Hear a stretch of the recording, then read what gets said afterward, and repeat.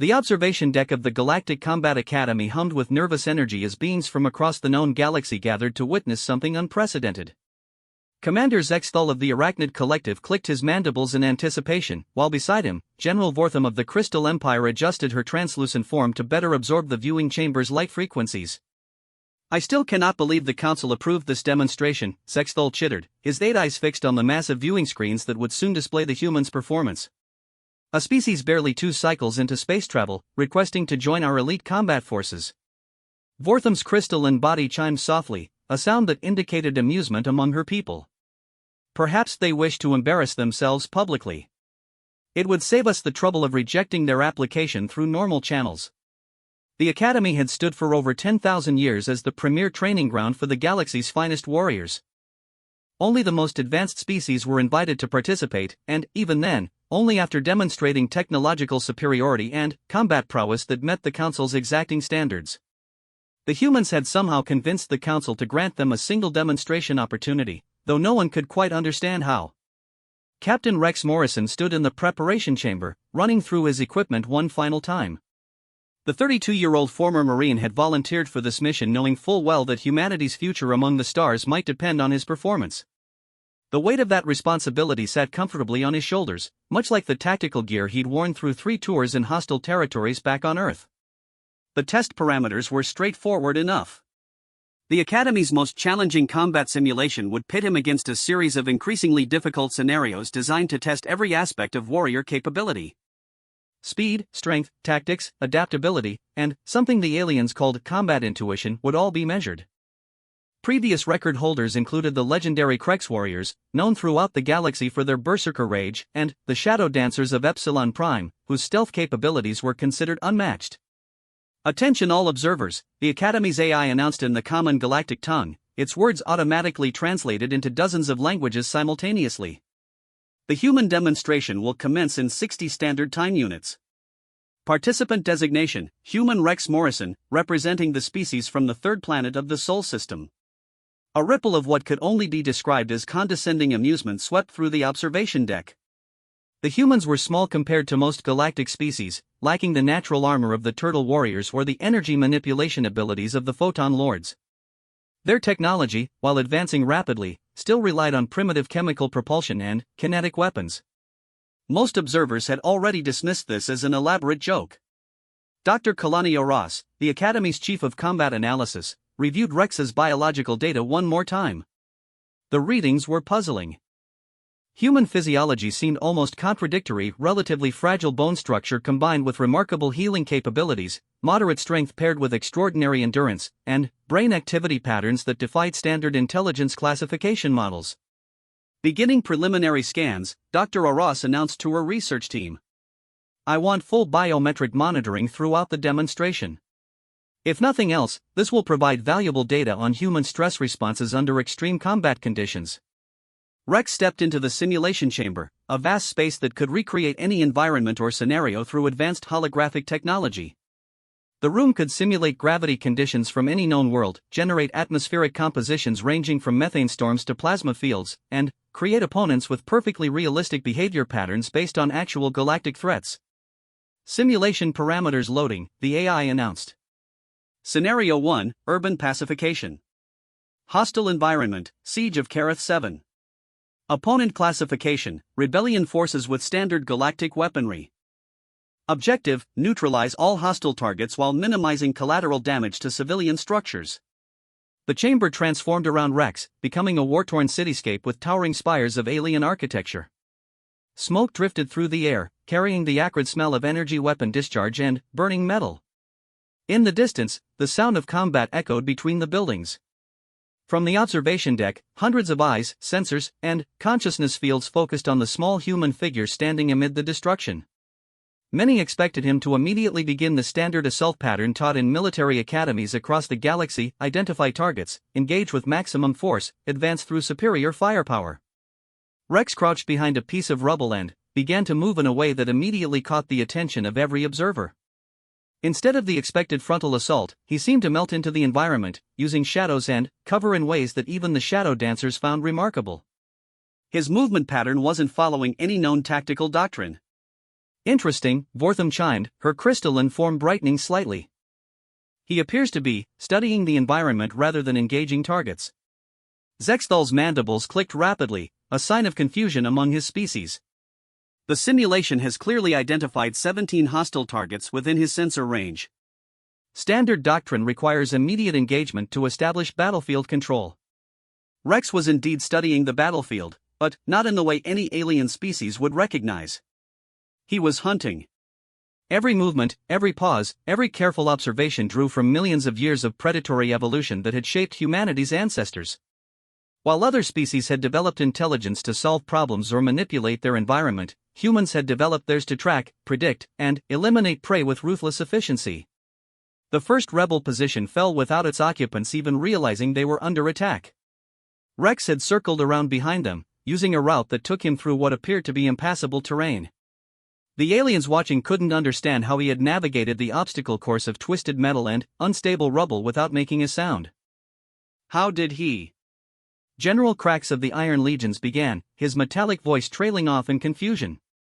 His species prided themselves on tactical superiority, having conquered 7 star systems through precise military strategy. That approach route was clearly blocked by sensor barriers. Dr. Oras checked her readings twice before speaking. According to our instruments, he never triggered any of the proximity sensors. It's as if he somehow knew exactly where they were placed without having any prior knowledge of the simulation. The second group of rebels lasted slightly longer, but only because Rex chose to observe their patrol patterns before acting. He moved through the urban environment like a ghost, appearing and disappearing in ways that defied the tracking systems multiple species had spent centuries perfecting. When he finally struck, it was with a precision that left the Academy's computers struggling to analyze his attack vectors. "This is unprecedented," Dr. Oras whispered, her forearms dancing across multiple control interfaces as she tried to keep up with the data streams. "His movement patterns don't match any known tactical philosophy. It's almost as if he's treating the simulation as a hunt," completed Professor Mindak, the Academy's leading expert on predatory behavior. The ancient being's telepathic presence rippled with something approaching concern. "I have studied the hunting patterns of over 3,000 species across the galaxy. This human is exhibiting behavior I have only seen in apex predators." The term apex predator sent a chill through the observation deck that transcended species barriers. In galactic civilization, such creatures were typically extinct, having been eliminated or domesticated millions of years ago as intelligence developed. Most sapient species had evolved from prey animals or omnivores who developed intelligence as a survival mechanism against natural predators. Rex continued moving through the simulation, and, with each engagement, the pattern became clearer. He wasn't just defeating the programmed opponents, he was systematically dismantling their entire operational structure. He anticipated their responses, predicted their retreat routes, and positioned himself to cut off escape paths they hadn't even chosen yet. "Computer," Zexthal called out, his voice tight with something approaching fear. "Increase simulation difficulty to level 7. Acknowledged. Upgrading opponent intelligence and equipment parameters." The battlefield around Rex shifted as the simulation adapted. More enemies appeared, better armed and with enhanced tactical programming. Energy shields shimmered into existence around key positions, and the rebels began using coordinated movement patterns that would challenge even veteran galactic soldiers. Rex paused for perhaps 30 seconds, observing the changed conditions. Then, he smiled, an expression that somehow managed to look more predatory than any fanged grimace the observers had ever seen. To the watching aliens, that smile was deeply unsettling in ways they couldn't quite articulate. "He appears pleased by the increased difficulty," Vortham observed, her chimes taking on a distinctly nervous quality. The human began to move again, and this time his actions seemed to violate several fundamental principles of combat theory. He deliberately exposed himself to enemy fire, using their attacks to gather information about their weapon capabilities and response times. He allowed them to think they had cornered him, only to turn their trap into his advantage through maneuvers that seemed to anticipate their tactics several steps ahead. Dr. Oras's readings were becoming increasingly alarming. His stress indicators are wrong. His heart rate and neural activity suggest he's actually becoming more relaxed as the opposition increases. "Perhaps his biological systems are malfunctioning under pressure," suggested Commander Ilex of the Hive Mind, though his mental connection to his collective was radiating uncertainty. No, Professor Mindak's telepathic voice carried absolute certainty. He is not malfunctioning. He is doing what his species evolved to do. He is hunting creatures that believe they are hunting him. The realization hit the observation deck like a physical blow. Every species present had achieved intelligence through cooperation, tool use, or environmental adaptation. They had developed civilization by moving beyond their animal instincts. But humans appeared to have achieved sapience while retaining and refining their predatory nature. Rex eliminated the enhanced opposition with an efficiency that sent Academy computers into recursive analysis loops. Each engagement demonstrated not just tactical competence, but an understanding of his opponent's psychology that seemed almost supernatural. He knew where they would move before they decided to move there. Simulation complete, the AI announced. Time to completion, 43% below previous record. Collateral damage, 0. Tactical efficiency rating, beyond established parameters. Silence filled the observation deck as the simulation chamber returned to its neutral state. Rex stood in the center, breathing normally, showing no signs of fatigue or stress. If anything, he appeared more alert and focused than when he had started. Computer, General Krax's metallic voice rang out with forced authority. Begin Scenario 2 immediately. Set difficulty to maximum parameters. Warning, the AI responded. Maximum parameters are designed for squad-level exercises with veteran units. Individual participation is not recommended. Override the recommendation. Begin Scenario 2. The chamber transformed again, this time into the hellish landscape of a volcanic world under siege by the Void Collective, an ancient enemy that had once threatened galactic civilization itself. The simulated opponents would possess technology and capabilities that challenged even the Academy's finest graduates. Rex studied his new environment with the same methodical patience he had shown before. Lava flows provided natural barriers, toxic gases created visibility challenges, and the Void Collective's adaptive technology meant his opponents would learn from every encounter. From the observation deck, hundreds of beings watched with growing unease as the human began to move through this impossible scenario with the same predatory grace he had demonstrated before. But now there was something else in his movements, something that made even the most experienced warriors present feel a chill of recognition. The human wasn't just hunting his enemies. He was enjoying it. As Rex disappeared into the volcanic landscape, beginning what every observer expected to be humanity's humiliating defeat, Dr. Oros noticed something that made her question everything she thought she understood about intelligence and evolution. The human's biometric readings weren't showing stress or determination or even focus. They were showing the neural patterns associated with pure, predatory satisfaction. For the first time in her career studying combat behavior across hundreds of species, Dr. Oros realized she might be watching something truly unprecedented, a sapient species that had never stopped being apex predators. The implications of that realization would change everything. The volcanic hellscape of Zirian Prime stretched endlessly before Rex, a perfect recreation of one of the galaxy's most notorious battlefields. Molten rivers carved glowing paths between jagged obsidian peaks, while toxic clouds of sulfur and methane drifted through the superheated air. The temperature readings showed levels that would kill most galactic species within minutes, even with environmental suits. Rex checked his gear one final time.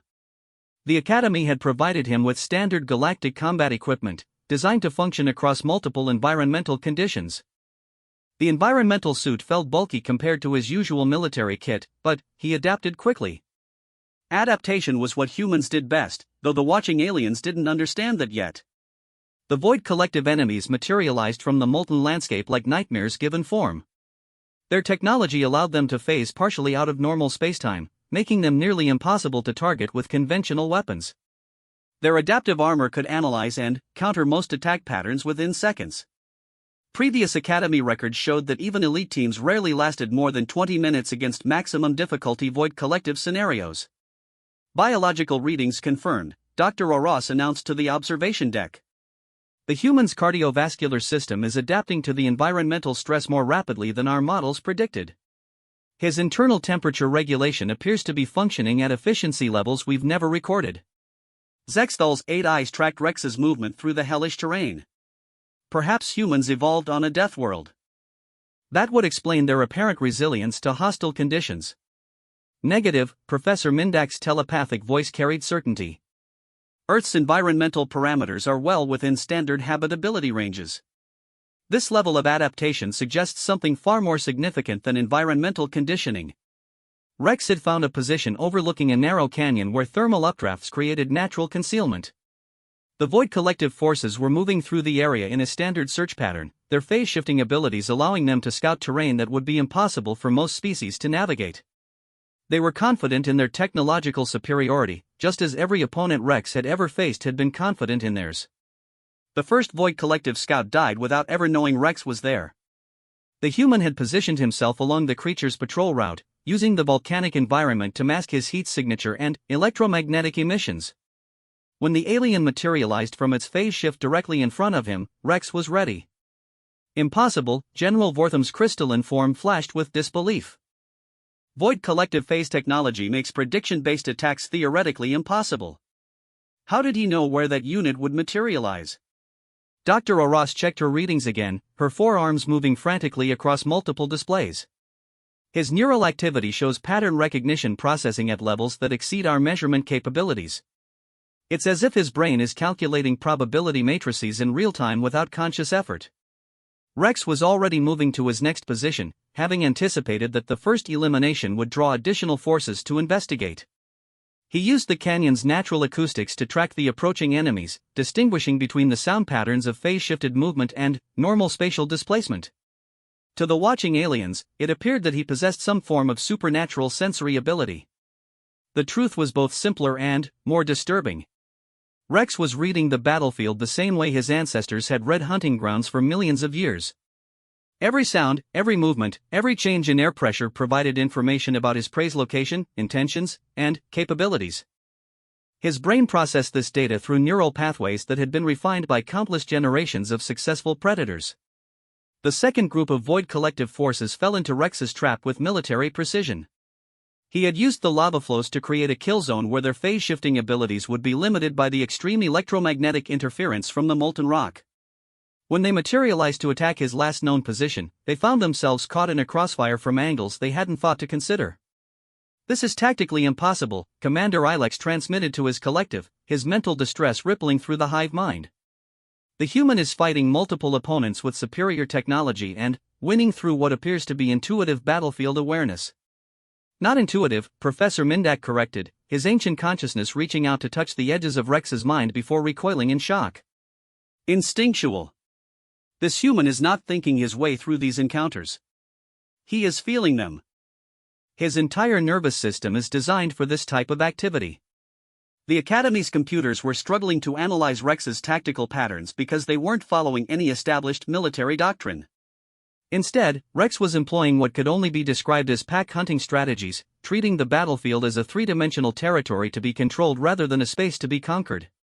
He moved through the volcanic landscape with fluid grace, using terrain features in ways that demonstrated an intuitive understanding of environmental advantages.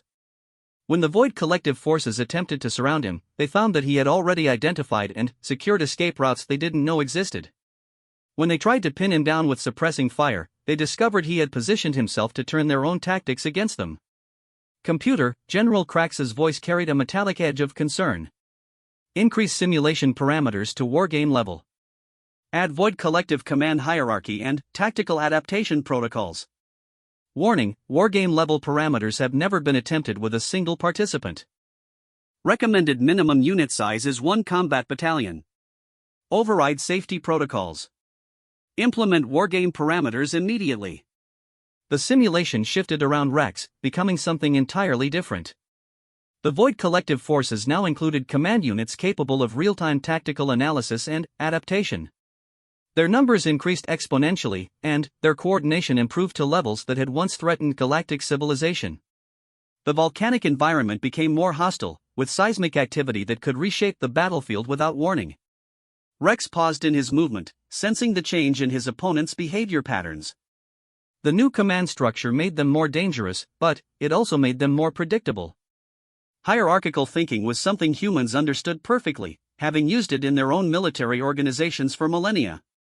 "Fascinating," Dr. Oros whispered, watching Rex's biometric data stream across her displays. "His brain activity is shifting into patterns I've never seen before. It's as if he's activating dormant neural pathways." What Dr. Arras was observing was Rex's mind accessing the deepest levels of human hunting instinct.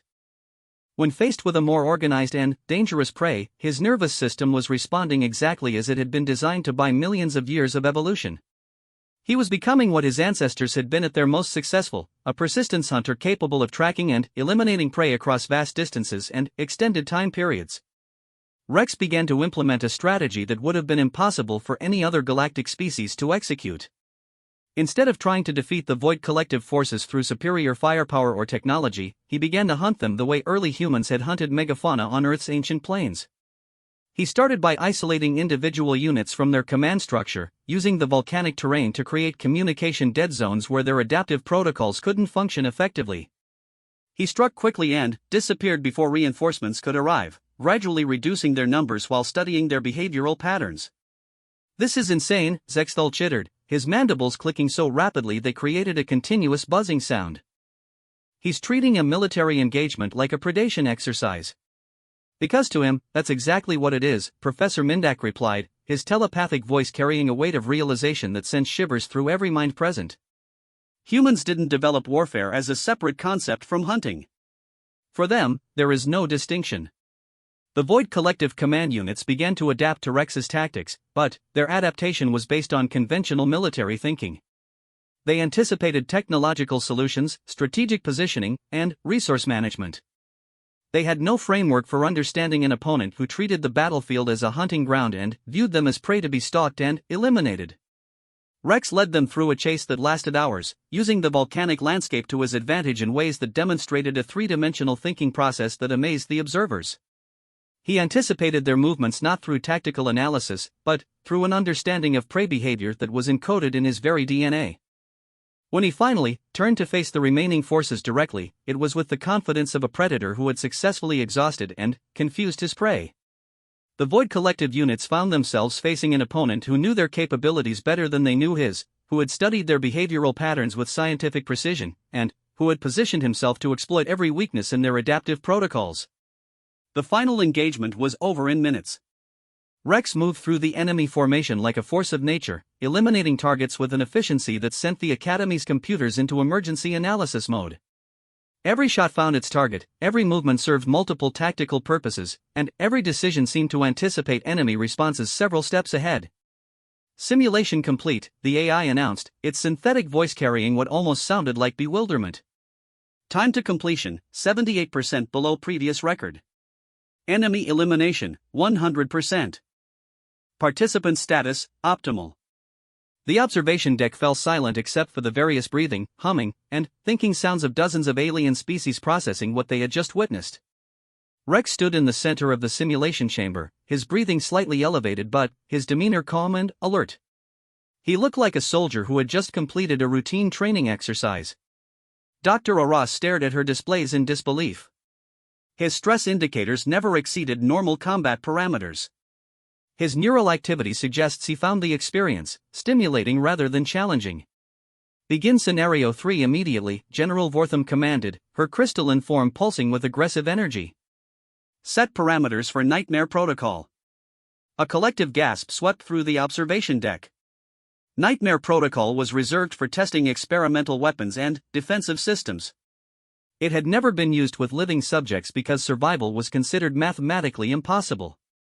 General Vortham, Commander Zexthal protested, "Nightmare Protocol will kill him. No individual has ever survived those parameters." "Then, we'll finally see the limits of human capability," Vortham replied coldly. "Computer, implement Nightmare Protocol immediately." Warning, Nightmare Protocol has a 0% survival rate for individual participants. Implementation requires authorization from the Academy Council. This is Academy Council Authorization Alpha 779. Implement Nightmare Protocol. The chamber around Rex began to transform into something that defied description. Reality itself seemed to bend as the simulation created an environment based on the galaxy's most terrifying combat scenarios. Enemies materialized that represented every known threat to galactic civilization: Void Collective elites, shadow dancers, Krex berserkers, and horrors from beyond known space. Professor Mindak's telepathic presence rippled with alarm. "This is beyond what any single being should face. We are about to witness the death of what may be a remarkable species." Rex looked around at the nightmarish landscape taking shape around him, studied the impossible array of enemies materializing from shadows and dimensional rifts, and felt something deep in his human soul respond to the challenge. He smiled again, that same predatory expression that had disturbed the observers earlier. But, this time, there was something else in that smile, something that made every alien present suddenly question whether they truly understood what they were dealing with. For Rex Morrison, former Marine and current representative of humanity, this wasn't a test of survival against impossible odds. This was what he had been born to do. This was what every human had been born to do. This was the hunt of a lifetime. As the Nightmare Protocol reached full implementation, every being on the observation deck realized they were about to discover just how dangerous a truly apex predator could be when it stopped pretending to be civilized. The Nightmare Protocol transformed the simulation chamber into a realm that existed at the intersection of every galactic species' deepest fears. Reality bent and twisted as impossible geometries created spaces that violated basic physics. Gravity shifted direction without warning, time moved at variable speeds in different zones, and the very air seemed alive with malevolent intelligence. Rex found himself standing on what appeared to be a floating platform surrounded by an endless void filled with swirling cosmic storms. The platform itself was unstable, its surface constantly shifting between different materials and textures. Energy discharges arced through the darkness around him, each one carrying enough power to vaporize a starship. Nightmare Protocol fully activated, the Academy's AI announced, its usually calm voice carrying undertones of what could only be described as reluctance. Participant survival probability calculated at 0%. Emergency extraction protocols standing by. From the observation deck, hundreds of beings watched in horrified fascination as the simulation populated itself with threats that had been culled from the galaxy's most classified military databases. These weren't just difficult opponents, they were representations of existential threats that had once brought entire civilizations to the brink of extinction. The first wave materialized from the cosmic void, shadow dancers whose stealth capabilities made them effectively invisible until the moment they struck, void collective wraiths that existed partially outside normal spacetime, and Krex berserker elites whose rage-fueled attacks could shatter mountains. Behind them came things that defied classification, entities from dimensions where different physical laws applied. Dr. Orasa's hands trembled as she monitored Rex's biological readings. This is madness. His neural activity is. I don't understand these patterns. It's as if his entire brain is restructuring itself. What Dr. Oras was observing was something no alien species had ever experienced or could truly comprehend. Rex's mind was accessing genetic memories that stretched back millions of years, drawing upon the accumulated hunting experience of every successful predator in humanity's evolutionary lineage. His consciousness was expanding to encompass not just his individual awareness, but the collective predatory wisdom of his entire species. Rex stood perfectly still as the nightmare creatures approached, his breathing deep and regular. To the watching aliens, he appeared to be paralyzed by fear or overwhelmed by the impossible odds. They couldn't understand that he was doing something they had never learned to do. He was thinking like prey thinks when it's surrounded by predators. The shadow dancers struck first, moving with speed that exceeded the visual processing capabilities of most galactic species. Their phase-shifted attacks came from directions that shouldn't have existed, using dimensional manipulation to bypass conventional defenses. They had never encountered an opponent who survived their first assault. Rex wasn't where they expected him to be. He had moved before they finished materializing, reading their attack vectors through microchanges in air pressure and electromagnetic fields that his enhanced human senses could detect. But, more than that, he had anticipated their strike patterns through an understanding of predator behavior that was encoded in his very DNA. Impossible, breathed General Vortham, her crystalline form flickering with disbelief. Shadow dancers attack from outside normal spacetime. How did he predict trans-dimensional movement vectors? Professor Mindak's ancient consciousness recoiled as he touched the edges of Rex's mind during combat. He is not predicting. He is feeling. His entire nervous system is designed to process threat assessment at speeds that exceed conscious thought. Rex moved through the nightmare landscape like a ghost, but not the ethereal kind that the shadow dancers embodied. He moved like the ghost of every apex predator that had ever lived, carrying with him the hunting wisdom of saber-toothed cats, pack wolves, and persistence hunters who had chased their prey across continents. The Void Collective wraiths presented a different challenge. Their partial existence outside normal spacetime made them nearly invulnerable to conventional attacks. They could phase through solid matter while remaining solid enough to deliver devastating strikes. Previous Academy tests had shown that even specialized weapons designed specifically for transdimensional combat had limited effectiveness against them. Rex killed the first Wraith with his bare hands. The technique he used didn't exist in any galactic military database because no species had ever developed it. He had somehow synchronized his own bioelectrical field with the Wraith's phase variance, allowing him to touch it during the brief moments when it existed fully in normal spacetime. The action required split-second timing and an understanding of dimensional physics that should have been impossible for someone without advanced technical training. How? Zexthal's mandibles clicked frantically. Our best scientists spent decades developing weapons capable of harming Void Collective Wraiths. How is he achieving the same effect with basic human physiology? Dr. Oros checked and rechecked her readings. His brain is processing sensory input at levels that exceed our measurement capabilities. He's somehow sensing the Wraith's dimensional fluctuations and timing his attacks to coincide with their material manifestations. What the aliens couldn't understand was that Rex wasn't using advanced scientific knowledge to fight transdimensional beings. He was using the same instincts that had allowed early humans to hunt animals that could climb trees, burrow underground, or swim through water. To a human persistence hunter, an enemy that could phase between dimensions was just another prey animal with another form of mobility to be understood and countered. The Krex Berserker elites attacked next, and their assault was like facing living natural disasters. Each warrior stood 12 feet tall and possessed strength that could crush starship hulls. Their berserker rage made them immune to pain and fear, while their enhanced reflexes allowed them to fight at speeds that turned them into blurs of destructive fury. Rex faced them head-on, and, for the first time since the demonstration began, he looked small and outmatched. The Krex warriors' reach advantage, combined with their overwhelming physical power, should have ended the fight in seconds. Every military doctrine in the galaxy agreed that the only way to face Berserker-class opponents was with superior firepower at maximum range. Instead, Rex stepped inside their attack range and began to dismantle them with surgical precision. He moved between their massive arms like water flowing around stones, using their own momentum against them in ways that demonstrated an understanding of physics that went beyond academic knowledge.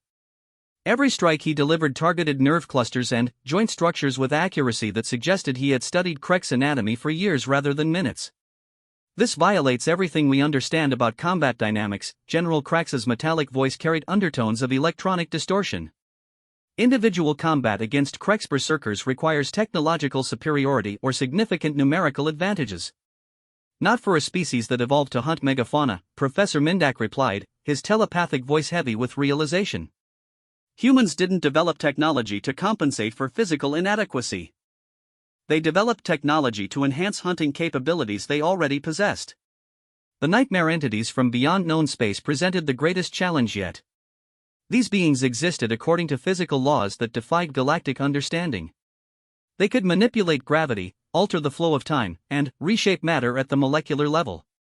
They were the simulated equivalents of cosmic horrors that had once threatened reality itself. Rex faced them with the same methodical patience he had shown throughout the demonstration. But now something had changed in his demeanor. The watching aliens could see it in his posture, in the way he moved, in the expression on his human face. He wasn't just hunting anymore. He was enjoying the hunt. His biological readings are approaching levels I've never recorded, Dr. Oros whispered, her voice filled with awe and terror. His brain activity suggests he's operating in a state of consciousness that doesn't appear in any of our psychological databases. What Dr. Oros was seeing was a human being operating at the absolute peak of his species' predatory potential. Rex had access not just his own training and experience, but genetic memories that connected him to every successful hunter in humanity's evolutionary history.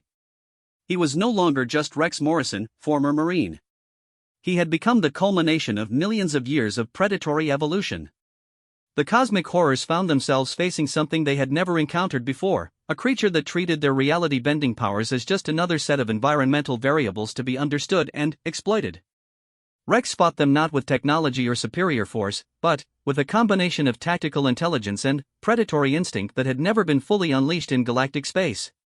He used their own altered physics against them, turning their gravity manipulation into tactical advantages and their time distortion effects into opportunities for counterattack. When they reshaped matter to create barriers, he found ways to use those barriers to channel their movements into kill zones. When they altered local reality to confuse his senses, he relied on hunting instincts that operated below the level of conscious awareness.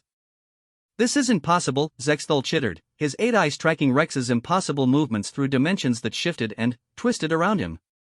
"He's fighting entities that exist partially outside normal spacetime and winning through what appears to be intuitive understanding of physics that our best scientists barely comprehend." "Because he's not fighting them scientifically," Professor Mindak explained, his ancient mind struggling to process what he was witnessing. "He's hunting them instinctively. His species developed intelligence not to transcend their predatory nature, but to enhance it." The final wave of nightmare entities materialized around Rex, combinations of every threat he had already faced, enhanced and coordinated by artificial intelligence that had been programmed with the tactical knowledge of every advanced civilization in galactic history. They attacked simultaneously from multiple dimensions, using strategies that should have been impossible to counter without advanced preparation and specialized equipment. Rex stood at the center of the impossible assault, surrounded by enemies that represented the absolute pinnacle of galactic combat evolution, and began to demonstrate why humans were the most dangerous species ever to reach the stars. He didn't fight them as separate opponents. He fought them as a single, complex prey animal that required a hunting strategy encompassing multiple dimensions and temporal frameworks.